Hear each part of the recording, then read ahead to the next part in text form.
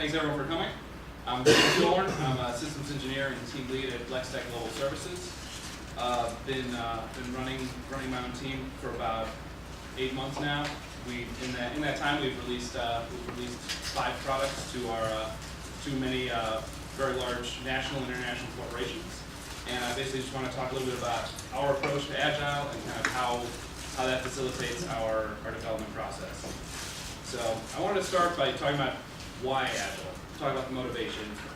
And I kind of distilled that into 3 points, basically to help realize the product vision, because everybody's got ideas, everybody's got really cool things they want to do with mobile technology, but it can be very challenging to actually make that happen, create something that actually fulfills the vision of the project. To meet the timeline and resource goals, we always run into limitations of budget, limitations of team size, and limitations of timing. You want to get your app out there when it's going to be most valuable. And with Agile, you can adjust your time frame, you can adjust your scope to match the needs of your product, the needs of your business, and finally you can manage the scope and client relationship by following the practices of Agile. And I'm going to focus mostly on Scrum for this talk. You can help establish a very healthy, very productive client relationship. So everything your team does should contribute to the overall vision. And if you keep that in mind at every stage of the project, it can really help guide your process and remind you that you're not just clocking in, clocking out, doing the work and leaving, but instead you're trying to achieve something. And it can be easy to lose sight of that in the details, in sort of following maybe a very strict process, or doing things or getting into arguments about whether it's better to do things one way or the other, and argue about something that's completely irrelevant to the actual value of the product. But in the end, I feel like building that tight relationship with the client is vital to your success, because whether your client is a company that's contracted you. So Lextech does enterprise mobile apps. So for businesses, our clients are largely businesses, but this still applies if you're doing an app for public release, or if you're doing an app for yourself or for an internal team, because your relationship to them defines what information you're going to get out of them, what feedback you're going to get from them, and their investment and their buy-in in the project itself. If you don't understand your client, if you don't have a good relationship with them, they could just drop your app and just stop using it, or just lose faith in the process and end up with something that doesn't work. So next I wanted to go into the different roles, and this is kind of maybe the Lextech brand of Agile and Scrum. We kind of look at 3 primary roles on the team: the product owner, the technical lead, and the Scrum Master. The product owner maintains the backlog of features, stories, and bugs as well, and also takes the lead in communicating with the clients, getting their needs, interviewing them, doing whatever sorts of research and investigation that needs to be done to figure out how to best address their needs. And once development itself has begun, the PO is the one who's best equipped to answer questions about the product. Should it look like this or that? Should this screen, what should the order of the workflow be? What color should this be? The PO is the authority on that as a central point of contact.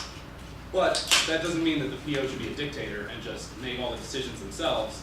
The answers to those questions come from research, come from talking to the team, come from consultation with the tech lead, and identifying the optimal solution, not just mandating one. And I always say that a good PO enables everyone on the team to feel ownership of the project, to be responsible for its final outcome, regardless of what their role is. And I think that building that healthy attitude really creates a team that can execute effectively. Next is the tech lead. They're responsible for the system architecture, for managing the developers and making sure that they are working well as a unit, and then interfacing with the client tech teams. So a lot of our projects, like I said, this is kind of the Lextech flavor of Scrum. A lot of our projects involve using web services that the client already have, or the client may be developing in concert with us. And so the tech lead, his job is, one of his responsibilities is to make sure that the work they're doing is going to match up with the work that we're doing, and that we're going to be able to deploy the solution effectively. Spending time on architecture allows the team to identify sort of commonalities with different features. Part of Scrum is writing stories that describe different elements of your app as kind of independent units. But I find that there's a lot to be gained by thinking about the technical architecture of your mobile app. Thinking, okay, well, this screen is very similar to this other screen. What reusable components can we create where we only have to do the work once and we don't have to repeat ourselves? I think there's a common misconception that Agile, especially by critics of the Agile process, that Agile means no planning. That you don't do anything, you don't think ahead, you just think in 2-week increments and that's it. And I really disagree with that. And so I wanted to go into a bit of discussion of Agile planning. And to me that means plans made quickly, with the best available knowledge, and understanding that plan is subject to change. So, in a waterfall project, typically when you do all your sort of architecture, all your design, everything, when you do everything up front, it's really easy for it to get set in stone. And if your assumptions are bad, if you realize something, or if the market changes while you're developing this large waterfall project, it can be very challenging to make the pivots necessary and make changes to react to those changes. And even with Agile, I've found it's still very easy for teams and for individuals to become a little bit set in their ways and to not fully embrace and fully sort of live the Agile philosophy of making rapid changes and validating your assumptions constantly. So even though I'm saying that architecture and planning still has its place in Agile, that doesn't mean that you shouldn't be, those plans are always subject to change. The tech lead also is responsible for coordinating the development team, for making sure that the developers are doing the best possible work that they can do. And so my team is mostly based in Europe, actually. And most of the people that I've worked with to develop apps, I've not met face-to-face, ever. And that presents certain challenges. Time zone differences is the obvious one. They're at least 6 to 10 hours ahead of me. Their workday is almost over by the time I get up in the morning, and that means that if I don't have strong communication, then they're not going to be they're going to be wasting their time. They're going to be spinning their wheels, and we're not going to perform at the level of productivity that we would expect from ourselves. There are also communication barriers. I can't just turn my head and talk to the guy at the desk next to me. I'm not sitting across from someone on my team. Instead, I have to use email, use Skype, use digital tools to enable that communication. We can't, like, face-to-face, even meetings where we're all online at the same time are done through digital media. And we can't have like a whiteboard that we just all write on. So it's very different. You have to structure your work differently. The final thing is a little bit more ephemeral, I suppose, but I find that that you have to work harder to develop a shared team culture. And I've noticed this especially with teams where maybe they're half local, half remote. Maybe they're a local team that has maybe 1 or 2 contractors that are working from home. But if part of the team's local and part remote, I feel like you still have to commit to remote-friendly communication.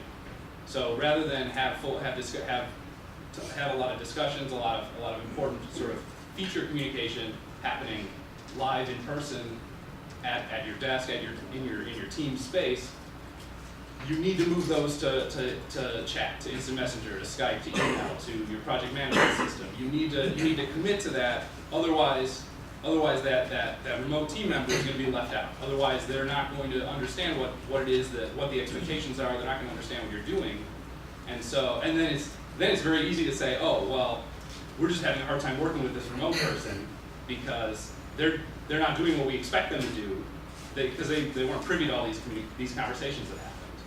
So I think that you really have to commit to building that communication style to be inclusive of people who are not physically present. And it has benefits of its own, because if you're communicating through email, if you're communicating through your project management system, it's going to naturally create an archive of those conversations.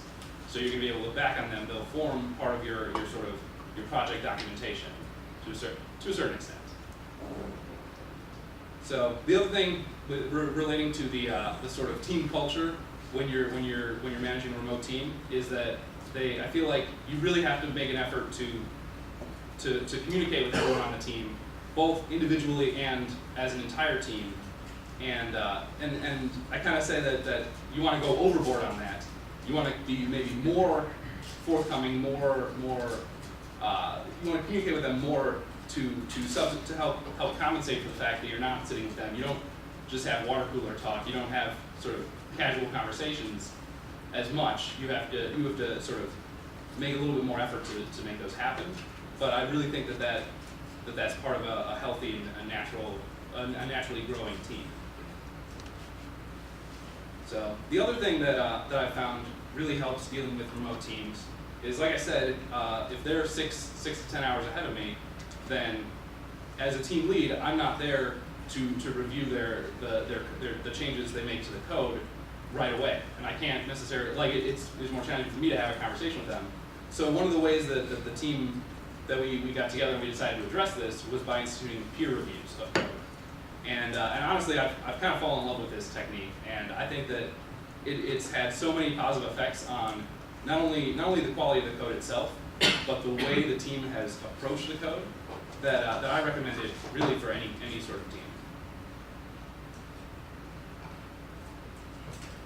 But to explain a little bit about how it works, so basically GitHub and Bitbucket are kind of two of the main code repository as a service websites, and they've got a feature called pull requests, where I'm going to try to not get too deep into that, but essentially a developer makes changes, kind of completes a feature, and then submits a pull request to bring those changes into the mainline master branch. And so with a peer review, it used to be that the team lead would review all those pull requests, but on our team, any 2 additional team members, i.e. not the one that submitted the request, can sign off on the change, and once they've signed off, it can be merged in immediately.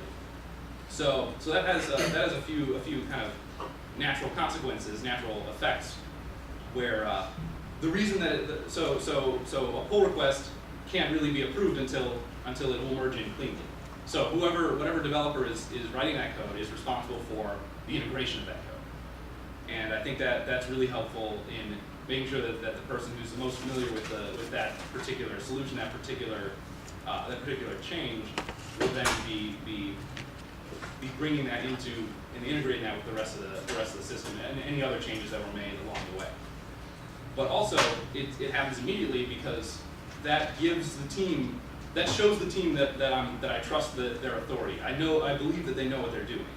And the question I always ask when someone kind of makes a critique of that is that if you don't trust your developers to review code, why are you trusting them to write it? I mean, actually running their code is far more of an investment of trust than in just asking them to look over each other's work. And so I feel like it's very natural. It's a better approach with as long as you can build the team appropriately and as long as you can get the team to buy into that process. The other nice side effect is that everyone looks at code differently. Everyone, you stop writing the code for the machine. You start writing it for the other people on your team, because everything's going to be reviewed by the group, and it means that every line of code, the documentation matters, the code style matters, and but one thing to keep in mind is that peer review only works when the team has a shared code style, shared standards, and a shared understanding for quality and for writing tests and things like that. If everyone has a different point of view on that, then it's just going to be anarchy.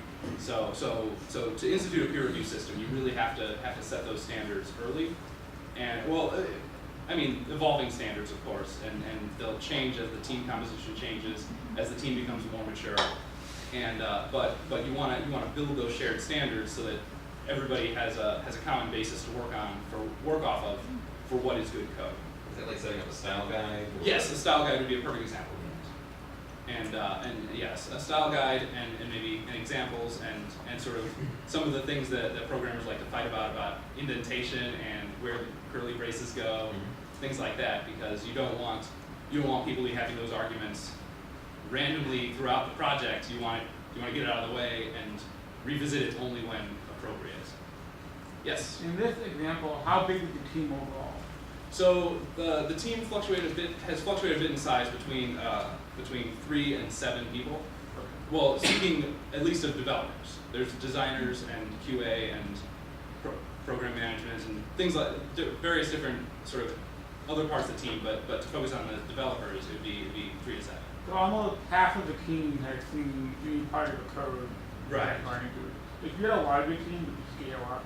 So with a larger team that presents some interesting questions, I mean, you might scale up to 3 or 4 sign-offs, but once you get a team much larger than 10, you probably want to kind of split them up anyways and give them different areas, different parts of the project to focus on. So it kind of depends, but yeah, I mean, any part of this is definitely something you'd want to consider how to customize, how to adapt to your own process. And you might just make an open source software development too, which a lot of projects have hundreds of developers coming and going, providing resources, over time. Yeah. Still using this basic model. Yeah, open source projects do things in wildly different ways, but still they have that strong sort of peer review ethic that allows that I think contributes to the creation of some of the best code I've ever seen. And then so I talked a little bit about tools like GitHub and Bitbucket, but what's really cool about them is that you can view each pull request visually in your browser and make comments on each line. So if you see something that seems that's out of place, you can immediately just refer to that part, and then the entire team can discuss, okay, is that how we want to do things, or is that something that we need to change? And it allows you it gives you the granularity you need to be very specific about what's happening. And then, kind of like I said, for distributed teams, it's all asynchronous. Anyone can log in at any time of the day or night and make those comments for the rest of the team to read when they're available. So we don't have to schedule sit-down meetings. We don't have to. Everyone doesn't need to be spending their time at the same time. So next I want to talk about the Scrum Master. The Scrum Master sort of facilitates the meetings of the Scrum process, and I'll talk a little bit about those later. They're also responsible for tracking the team progress, so measuring how well they do, how many stories they're completing per sprint, how well their estimates are, or how good their estimates are, and sort of how well they're meeting their overall project goals. And I kind of describe the Scrum Master as the team referee, because they maintain the balance between the different stakeholders and the different roles. If your product owner is overzealous and trying to do scope creep and trying to grow the project without changing the timeline or the team size, then the Scrum Master would be the one to say, hold on, we need to listen to the tech lead and the technical team as to what's achievable in the time frame. And so the Scrum Master kind of has the higher level view of the process, whereas the product owner is focused on the product and the tech lead is focused on the developers. So, like I said, with the Scrum Master sort of coordinating the meetings, this is kind of the anatomy of a sprint.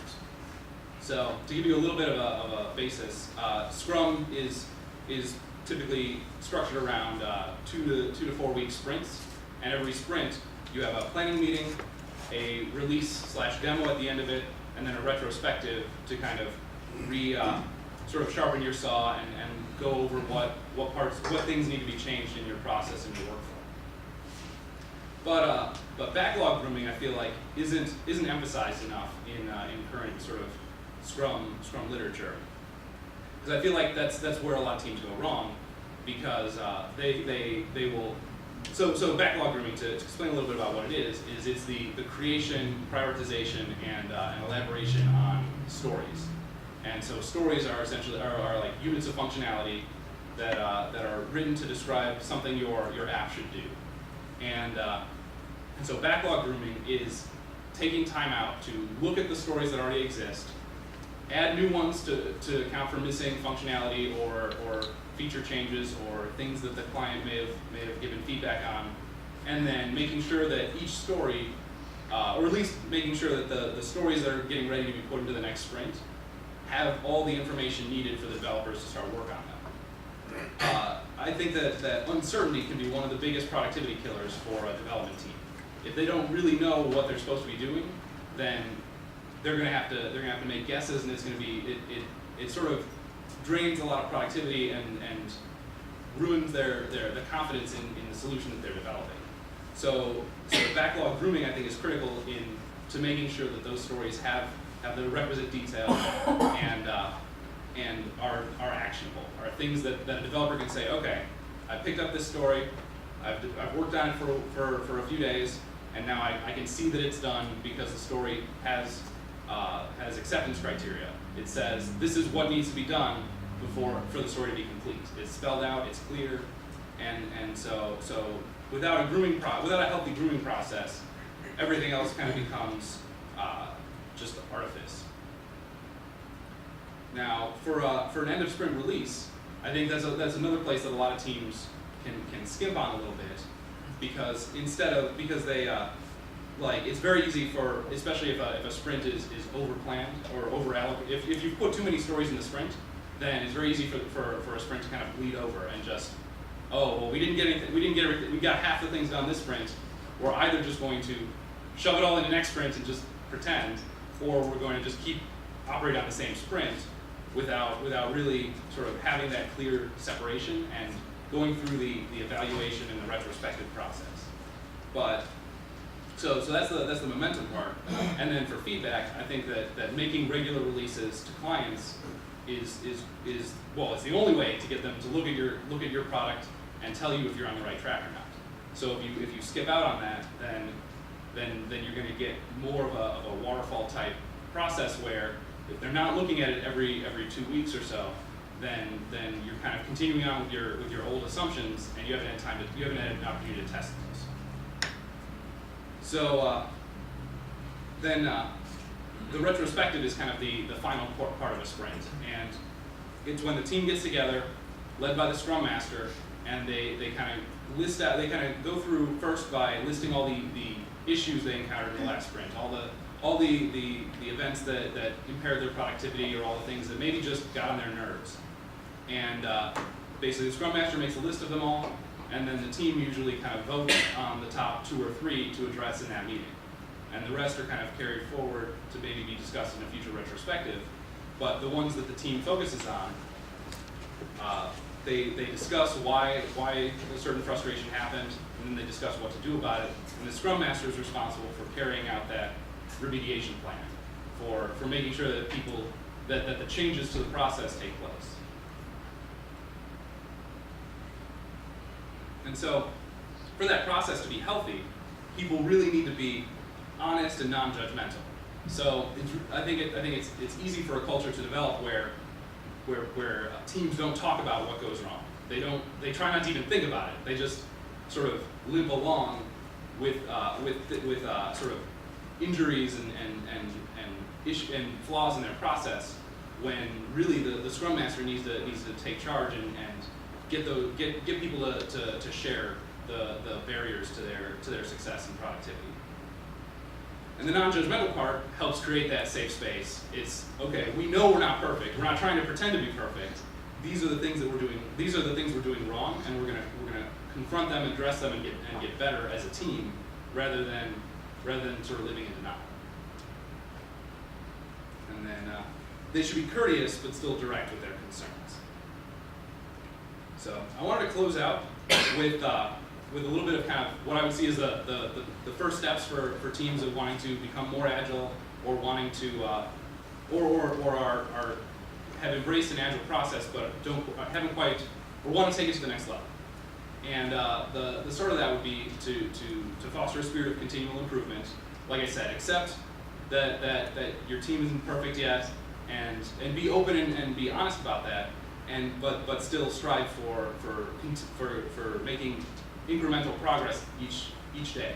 And I kind of describe that as having today be better than yesterday, while still realizing that it's not going to be perfect.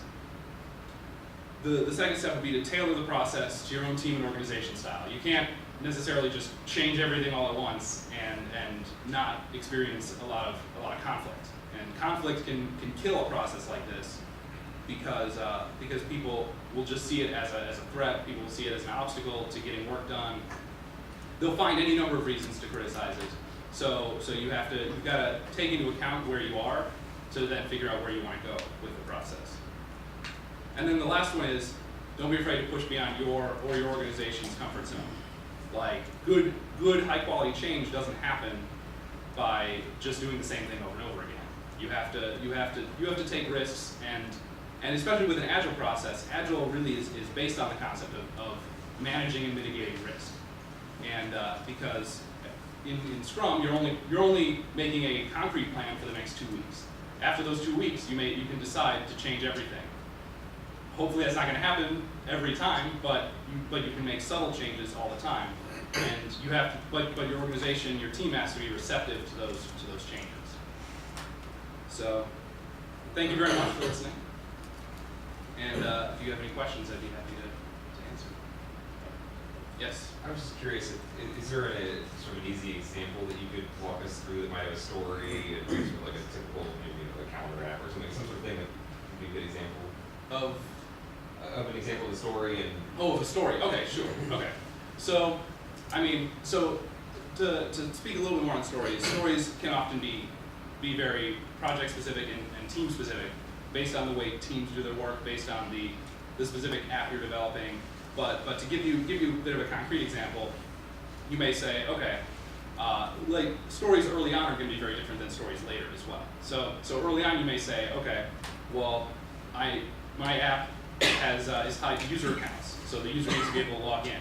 So maybe the story could be create a screen that allows the user. So if everything's set up properly, then your story could be as simple as create a screen that allows the user to log in. This is the mock-up from the designer. These are the image assets that they created to go along with that. This is the web service endpoint that you're going to send the data to, and then that sort of gives everything that the developer needs to create a rather simple screen with a defined UI layout that then performs a task. And so that could be large, but like I said, if all those other things are met, then it's really quite simple. If those aren't met, then it could be then a story could just be create the UI layout, and then a separate story could be then integrated with the web services at a later date, or a story could be to develop the web service endpoint or deploy it for deploy the ability for a user to log in via your API. Things like that. Does it kind of help? Yeah. Cool. I had a question. You were talking about sometimes the temptation in agile development is to not really have a long-term plan and kind of think in shorter frames. Do you find it more or less typical for people to maybe sort of plan like 2 or 3 sprints in advance and then adjust as they go, or always just plan a sprint from scratch from the backlog every time? Right. So I've kind of seen it as like a funnel, where sort of at the beginning it's very in the next sprint it's very narrow. You know what you're doing. You have all your stories put into the sprint. You're by true Scrum you're locked in. Like you're not supposed to change that without sort of abandoning and canceling that sprint.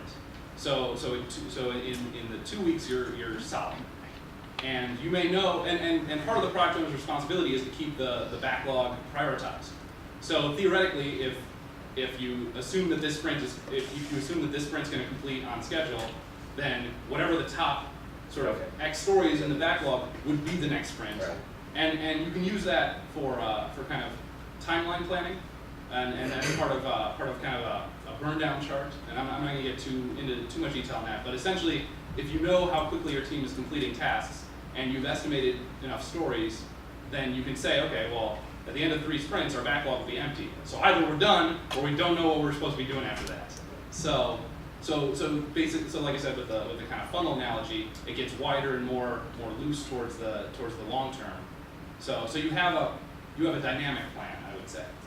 And so I think that it's easy to say, oh, Agile is just plowing forward for 2 weeks and then inventing everything from scratch for the next 2 weeks. I disagree. That's not really what you're supposed to be doing. You're supposed to be doing things in a smart way, just a flexible way. Yeah, I hear what you're saying. Cool.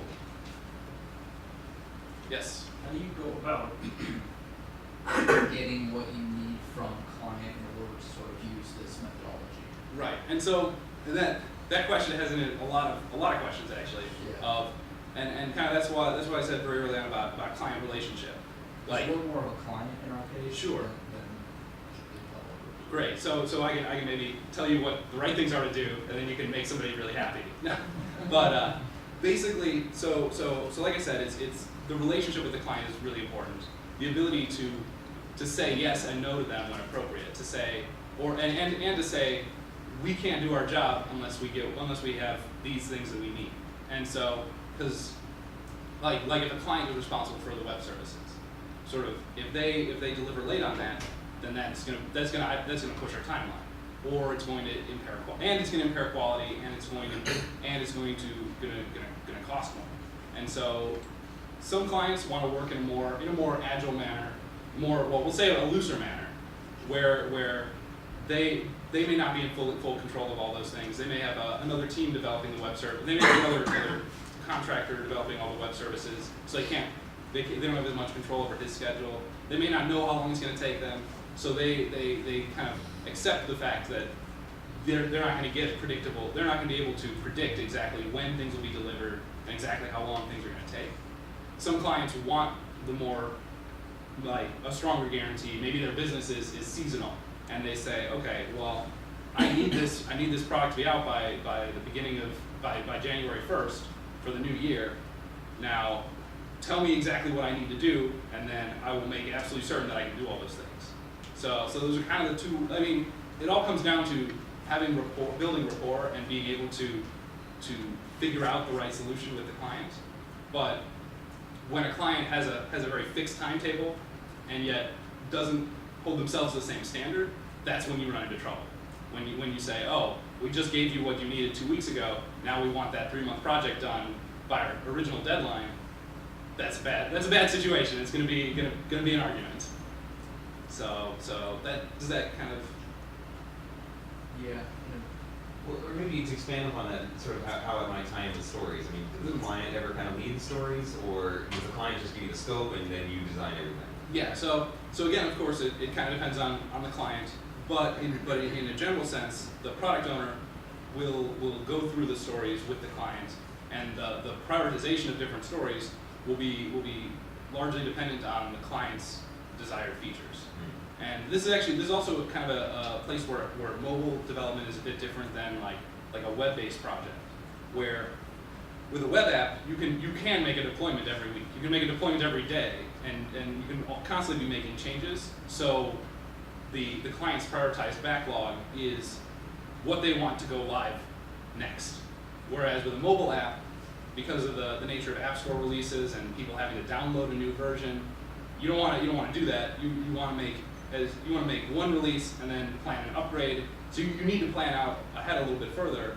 And so the prioritized list can often be a little bit more defined by sort of what's natural for the technical team to work on, and what the client needs to see to be able to sign off on.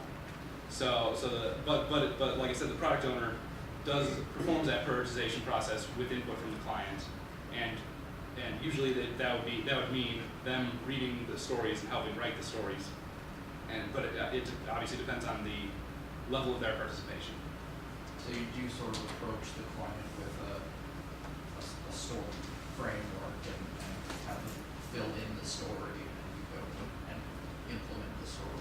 Yeah, at some level, I mean, it's kind of a back and forth, I would say. Sure. And yeah, if a client is fully on board with the Agile process, then having them help write the stories in a very hands-on capacity is excellent. It's great to have that involvement, and then the product owner can talk to the tech lead and the technical team to make sure that they have all the nitty-gritty details they need, or that they can also work with the designers to make sure that the design is settled. But yeah, basically getting that input from the client one way or another is critical. And if your client, if it's a public distribution app, your client is like some subset of the population of the world, and so you want to do like market research, you want to do interviews, you want to do sort of maybe focus groups, things like that, to find out what their needs are. And obviously they're not going to be writing stories for you in those scenarios, but the product owner will be writing those stories based on what they get out of those interviews. I think there may be a little bit of a communication difference between what you guys are asking. The story, it seems to me like it's a very developer-centric kind of like task, right? But there's this kind of like process where, you know, as somebody who wants to develop an app, you're going to be talking with like, you know, the product owner or whoever you're dealing with, and at that point in time, that person's going to suggest, depending on where you're at in your minds with something, you know, well, maybe we need to talk with developers, or maybe we need to talk with designers. Maybe this needs to be fleshed out more, that kind of thing. So Yeah, and that's a really good point, because there's a lot. There's obviously a lot that I don't have time and didn't go into. Sure. But with writing stories, sort of again, it's kind of like a funnel, I suppose, where you start with a vague. You may start with just a title, and the story may just be, I want to log in. I want to be able to log into the app. And that's a story, and that may be all you get from the client, or the client may be willing to go a level deeper. And the client may be willing to go deeper to say, okay, well, this is what it means to log in. This is what happens if you, like, these are the kind of expectations we have for if a user forgot their password, or like, and they may not be specifically dictating functionality. They probably shouldn't be, but they can be outlining sort of based on their needs, based on the sort of security of their app, for instance. Can someone only try the wrong password 5 times before they get locked out and need an administrator? I mean, things like that. You get those needs from the client, and you elaborate on the story, and then finally it'll go to they'll work with the technical team to figure out, okay, what is the actual implementation plan for this story? And again, that's even further removed from the client, from the customer, and almost certainly they're not going to be that involved in that process. But yeah, and whether you define all of that as a story, or you define that as there's a story that's the high level functionality, there are tasks beneath that, and then maybe subtasks beneath that.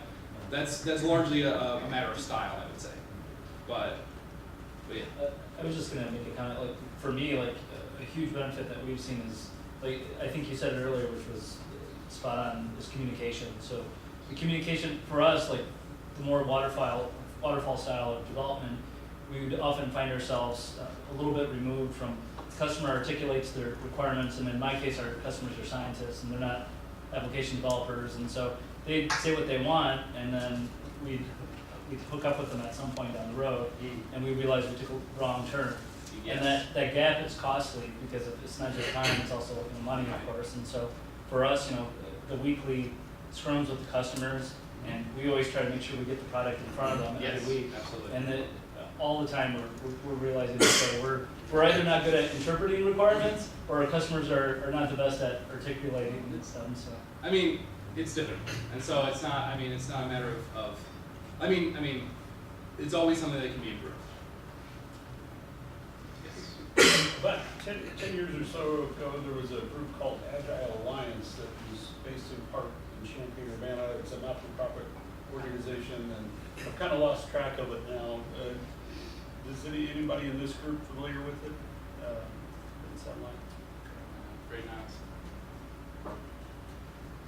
Can I ask about your remote communication and like this kind of retrospective approach via remote stuff? I mean, it's just, you may be having some difficult conversations with people, and if some of them are remote, I'm just wondering how that works, and what software you use to do that kind of stuff. Yeah, no, that's a great question. So, yeah, so with a remote team, I mean, it's interesting. It's different because with a remote team, it's very easy to have one-on-one conversations with people. Like, there's not going to be sort of a can I see you in my office? And then everybody freaks out. Like you won't have those situations, but instead, I mean, everybody can be talking to everybody individually, kind of at the same time. But I think the key is to develop a sort of shared understanding, and that happens through having at least some overlap in your schedules. And so for my team, it was 10:30 in the morning, every morning, my time, that is Central Time. So every morning 10:30 we would have our stand up, and so people would be online. They'd be able to. We would have a conference call on Skype. So to speak to specific tools, we made a heavy use of Skype for both chat, like instant messaging, and calls and screen sharing. So it did a lot of useful things for us. But yeah, so we would have the daily stand-ups, but then also as a retrospective, it was really important to get everybody on the phone and be able to kind of talk things out. And again, it comes down to culture. If the culture of the team is repressive and non-communicative, then those issues are just going to linger and going to get worse. But if people feel comfortable saying things that might be critical and that might be difficult to work through, because they understand that as a team we've got a shared level of respect and a positive working relationship, then we can address those issues while they're small, rather than let them sort of balloon into larger problems. Yes? Yeah, so along those lines, I was wondering, do you ever separate personnel issues? Is that incorporated into this management structure? Is if there's, for example, if there's someone on your team that that is leading to a bad culture on the team, or like is pessimistic, is that something that you deal with within these groups, or is that something you push out to? And it's largely situational, but basically, I mean, sort of my approach is typically to handle sort of whatever comes our way as a team as best we can, but that's certainly not always possible. And like I said, team culture is what I think is a huge determining factor in success. So if a member of the team is sort of not contributing to that or at an active detriment, then something needs to be done, and that is where maybe sort of like human resources would be involved. Or it's also possible that someone may be not a good fit for one team, but may work really well on another team. So it's possible that a transition of personnel could resolve the issue, or otherwise. But yeah, there's a level at which it no longer is. It may leave the realm of what we do as a team to what we do as a company and what we do as a business. Can you speak about people who've worked together for a certain amount of time, and like the rapport they have, and then whether or not that kind of cycles at your company? Okay, yeah, sure. So yeah, definitely. So my team was one of was the newest team for a while, but there were definitely some very established teams that had sort of kind of established ways of doing things, an established roster, and so when someone joins that team, I think special effort has to be made to include them and to not only sort of assimilate them to the way the team works, but also perhaps try to learn from their perspective and try to grow the team as a whole. And actually, I've got a pretty good example of that. And actually the peer code review system was instituted largely because a new person joined our team that presented that idea, and we discussed it. We saw it as a really good fit for how we wanted to move forward. And it was something that he brought to the table that we were able to capitalize on because of our flexibility and our team dynamic. Yeah. When you are interacting with a client, sort of go back to that for a second, are you speaking not just in terms of individual stories, but do you talk about the sort of how it affects the larger scope and the timeline? Do you go? I assume you look at that with the client. Absolutely. I mean, every client wants to know how much it's going to cost, how long it's going to take. I mean, that's what they care. Those are some of those are things they care deeply about. And so, and with Agile, it can be challenging to give them those. I mean, it's always challenging to give them those answers. But with Agile, with the goal of flexibility, those answers may not be set in stone. But and yeah, if they decide, oh, we want several new interfaces developed, and we want you to interface with 3 more systems that we didn't tell you about, that's gonna, like, we need to discuss the impact, otherwise the project's gonna be a disaster. And I think that with other approaches and other styles, it's easy to sort of, those things may get swept under the rug.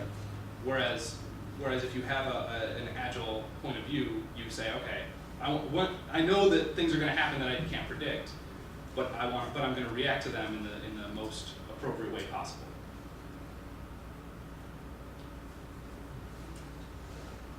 Any other questions?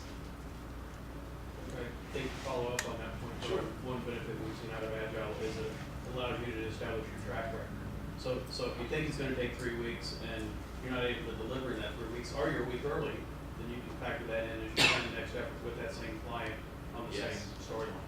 Yeah, absolutely, and that's a really good point, that because Agile is a sort of data-based management system where Highly granular. highly granular, and then it provides, it's measurement based. You make measurements of, okay, how accurate were our estimates? Okay, how much work did we complete in the sprint?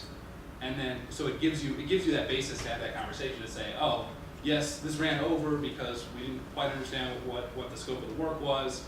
Now, but we can now look at why, and then we can fix that going forward. I think that's a great example.